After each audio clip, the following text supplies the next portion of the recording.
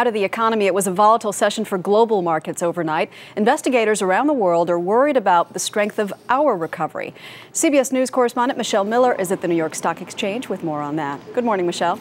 Good morning. As you know, stocks plunged sharply Monday. The Dow dropped 186 points to close at 91.35. And while Asian markets made a slight recovery in overnight trading, 6 months into President Obama's $787 billion stimulus package, and the jury is still out. Most Americans have little confidence in the stimulus package. According to a USA Today Gallup poll, 57% of respondents say it's had no effect on the economy or is making it worse. 60% doubt it will help the economy in the future, and only 18% say government spending has improved their personal situation.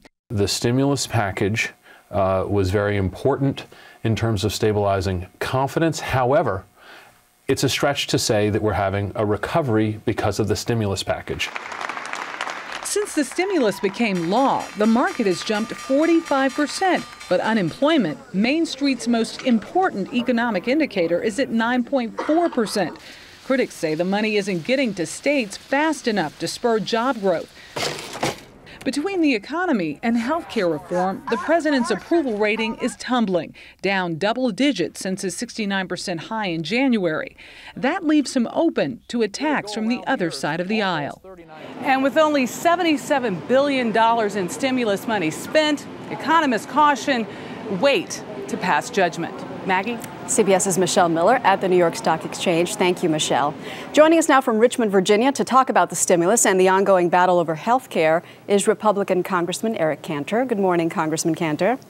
Good morning, Maggie. Do you believe it's fair to pass judgment so soon on whether the stimulus is working? Or if you had implemented a solution to our economic woes, how long would you want the public to wait before deciding whether it's working?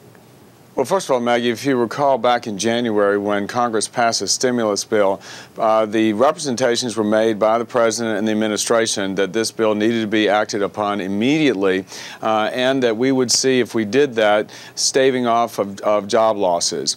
And in fact, 8.5% unemployment was set as the highest goal. And unfortunately, what we know now is nationally, as the report just indicated, we're at 9.4% and unfortunately seeming to go higher in some areas.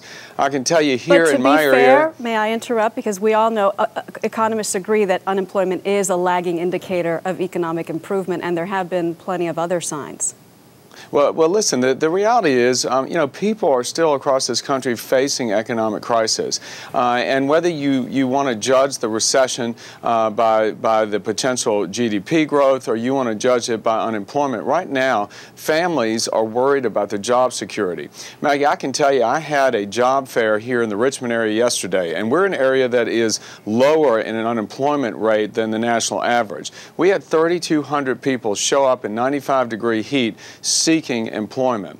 That says to me that this stimulus has not done what the administration said it would do. In fact, Vice President Biden came to Richmond about a month and a half ago touting the success of the stimulus. I can tell you the 3,200 some people that I spoke with yesterday would resoundingly disagree with that notion. I'd like to ask you about health reform. You have said that you won't support a public option in the plan. What about a co-op? Well, listen, I know Senator Conrad and the others who are floating this idea of a co-op have not offered many details.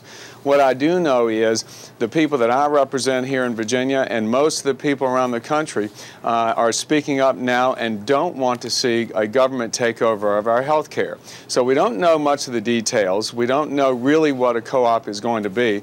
But if it is just another name for government takeover of our health care, I'm not going to be for that, nor do I think most Americans will support that. Congressman Eric Cantor, thank you very much for your time. Thank you, Maggie. Sure.